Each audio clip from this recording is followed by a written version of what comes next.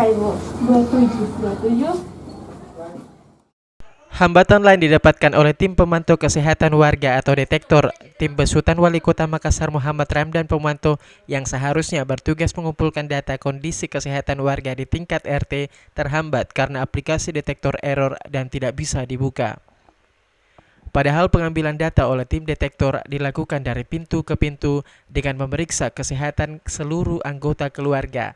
Errornya aplikasi menyulitkan detektor karena harus mendata kembali warga jika data kesehatannya belum terunggah ke aplikasi detektor.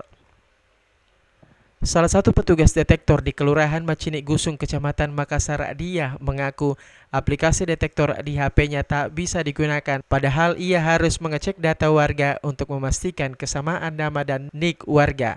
Dia dan tim detektor lainnya sudah melaporkan errornya aplikasi detektor ke Master Kecamatan agar segera ditindaklanjuti. Sementara untuk menjaga agar data warga yang sudah diperiksa tetap bisa diupdate, dia bersama timnya menulis manual data tersebut sebagai cadangan data.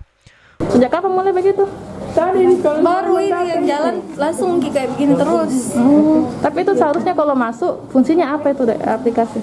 Ini yang datanya warga yang muncul.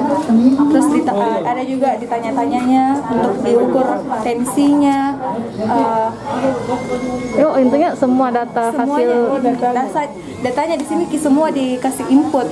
Mulai dari tekanan darahnya, ada juga hasil suhu semuanya. badan, saturasi oksigennya, denyut nadinya, tekanan darahnya kita input semua di dalam sini. Jadi dengan ini apakah terhambat pekerjaan atau seperti Iya, apa? terhambat karena gini aplikasinya yang tidak bisa kita data input.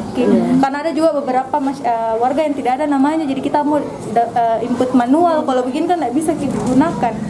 Pengambil data ini selanjutnya akan tersinkronisasi ke War Room dan selanjutnya menjadi database sebaran COVID-19 di 15 kecamatan di Kota Makassar dan menjadi acuan bagi tim Makassar Recover untuk menentukan zona setiap RT dan RW serta memastikan penanganan kasus yang ditemukan.